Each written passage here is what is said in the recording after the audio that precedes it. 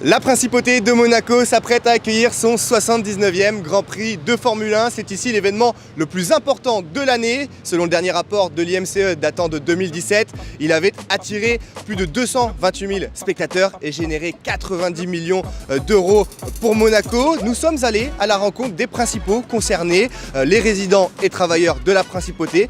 Qu'en pensent-ils? Comment vivent-ils ce week-end si particulier? Suivez-moi, c'est parti. Bonjour madame. Bonjour. Alors est-ce que vous pouvez me dire comment les Grands Prix à Monaco modifient un peu vos habitudes ici? C'est un peu compliqué pour circuler, notamment en voiture, mais bon, on s'habitue. En plus, tous les ans maintenant, il y en a 3. Pour ceux qui ont des voitures et qui roulent en voiture, c'est terrible. Moi qui suis toujours à pied, je mets la voiture au parking et tout va bien. Et donc comment vous faites vous avec la voiture justement pendant cette période? Elle reste dans le parking. Ah oui. Voilà, donc je me déplace à pied, en bus, voilà. Si vous aviez des conseils justement à donner aux travailleurs monégasques ou aux personnes qui vont venir travailler à Monaco à l'occasion des Grands Prix, ce serait quoi? Peut-être covoiturer un peu avec des collègues de travail et puis éventuellement prendre son courage à deux mains et aller à pied. Par exemple, c'est bien pour l'esprit et le corps, marcher un peu. Ok, et ça se fait bien quand même?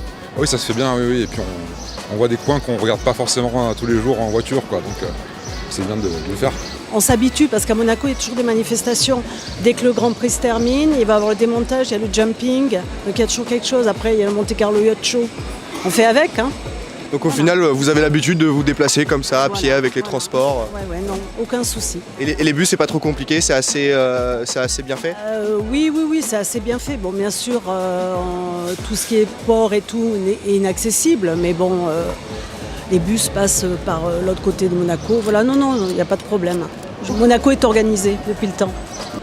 Et je vois des jeunes qui travaillent comme placeurs, qui travaillent comme sécurité un peu, pour indiquer les routes.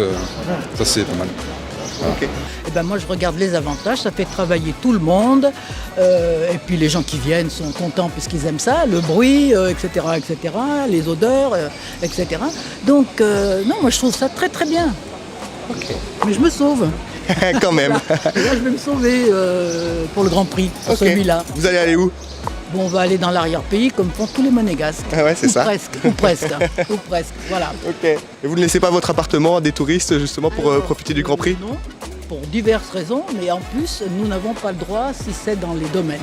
Effectivement. Et je risque pas de le faire. Sauf s'ils font le ménage.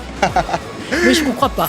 Parce que j'ai entendu, ce n'est pas comme ça que ça se passe. Moi, j'ai bientôt 40 ans de société et je vous avoue que j'ai toujours connu des régulateurs qui étaient souvent positionnés, presque toujours positionnés à la place d'Armes parce que c'est un endroit très très stratégique à la fois pour mesurer, je dirais, de l'affluence, pour mesurer du moment où les spectateurs sortent des épreuves et pour adapter le service en conséquence. Aujourd'hui, avec les moyens modernes, on a à la fois une localisation informatisée, mais on a besoin de personnes sur le terrain, ne serait-ce que pour enseigner, pour accompagner le client. Il faut quand même reconnaître que Monaco restera un pays d'accueil et donc il faut être sur le terrain pour rassurer.